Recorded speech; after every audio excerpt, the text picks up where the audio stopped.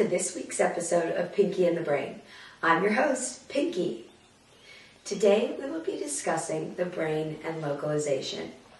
We're going to be talking to Franz Joseph Gall from Germany and Jean Flourens from France. Please join me in welcoming our guests. Mr. Flourens, why don't you introduce yourself?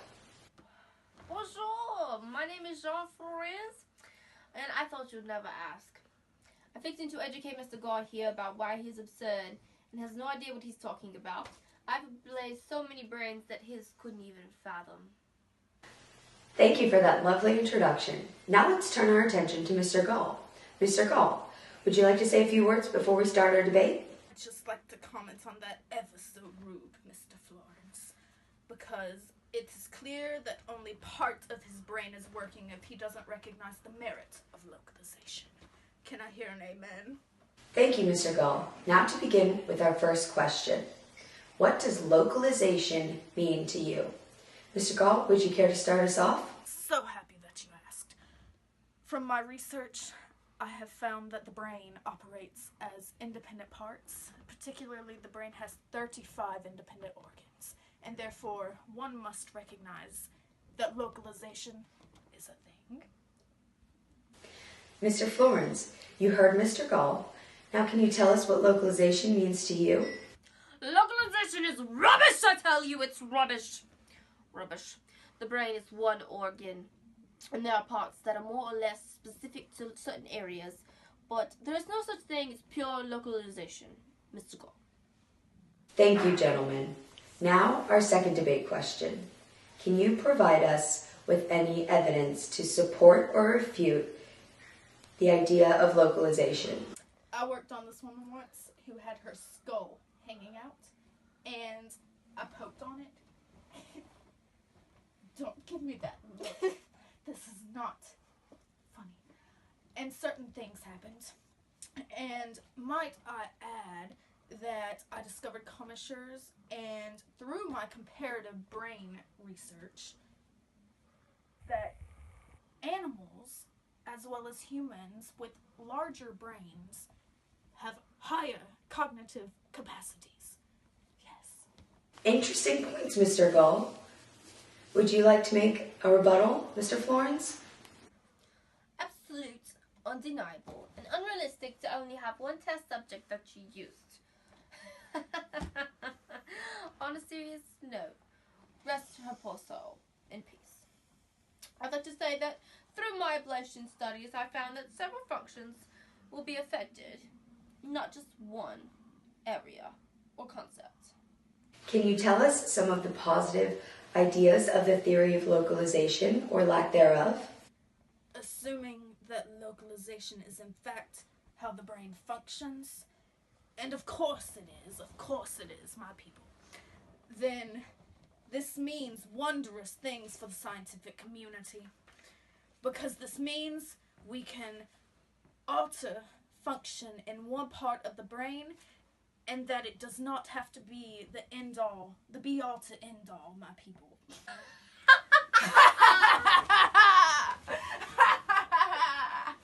My friend. This is coming from the man who thinks the size of the skull determines the functionality of the brain and one's ability. I have found through my research that not only does the brain work as an integrated whole itself, with the whole body, therefore refuting the concept of cerebral localization, but I have found that memory is not located in one area, but rather incorporated across the entire cortex. What you gotta say about that, Mr. Gall? Oh, what do I have to say? Wow, this debate just got heated. You need some ice for that burn? Now let's talk about how each of you would approach someone deemed mentally unhealthy. I think that whatever his name is our prime example. As you can tell, he is agitated and a bit neurotic. One would assume that the part of his brain responsible for controlling his emotions is not functioning properly. Therefore, I would say that mental illness is a product of specific parts of the brain failing to work at optimum levels. or at all, really. Can you see my prime example here? Thank you. Interesting points, Mr. Gall. Mr. Flourens, you have the floor now. There's to point fingers. Needless to say, mental illness affects all areas of the brain, and it's rather an issue between regions working together as an integrated system. As some areas are more specific to functionality, one would assess that mental illness cannot easily be combated, as Mr. Gall shows symptoms of irrational beliefs and hallucinations via his theory. Oh! As you can tell, Do you see that, Flourens? There's a he is dog in petting the room! a brain that isn't really there. Hello. As both of you have dealt with the physical brain, what do you hope to have discovered? Only have I discovered commissures. As previously mentioned, I have also noted a difference in cognitive capacity based on brain size. Therefore, individuals with tiny brains have tiny thoughts, and individuals with large brains have large, ravishing thoughts, as unlike the microscopic individual next to me. I see. Mr. Flourens, let's hear from you. Yes, thank you. I wasn't rejected by the scientific community, might I add. And through my ablation studies, I have demonstrated that due to the size of the ablation, as well as the location of the removal of brain tissue, the animal sensibility and behavior could be examined to investigate localization or lack thereof in specific brain areas. My discoveries indicate rather than specific functioning being lost in a particular area, all of the voluntary functions will cease to exist together, suggesting the brain works as an integrated whole. Likewise, the removal of the medulla led to the death of subjects. Therefore, I suggest that some areas are more specific than others, while I completely refute specific localization of functionality. Mr. Flourens, well done. I'd like to commend you on being the weakest link. Thank you, Mr. Gall. That's right, Mr. Gall. As you can see, both these scientists are incredibly passionate about their research and beliefs. Well, that concludes today's discussion. I'd like to thank Mr. Gall and Mr. Flourens for their time and research. To vote on who you believe won today's debate, fill out the ballot in front of you. Per our tradition, your joke of the day is, what did the parietal say to the frontal? I lobe you. Thank you. Good night.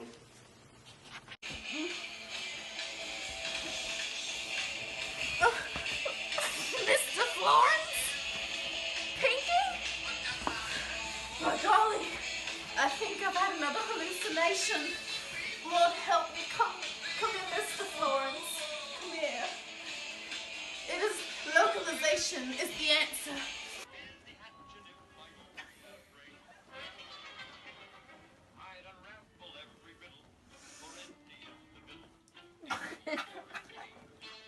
I won the debate. It's so true.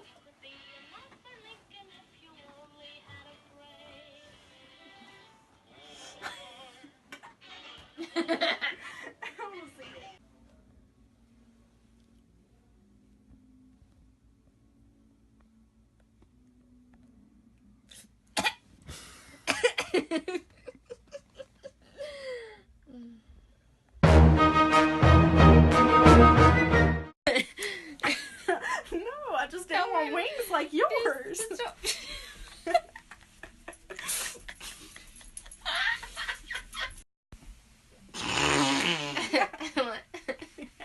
I want to go. I want a little goatee. Well, I worked on this woman once who had her skull hanging out, and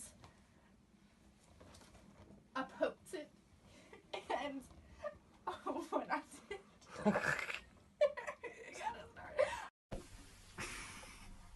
This is what we do for psychology research experiments. Hey, Flourens. Hey, yo.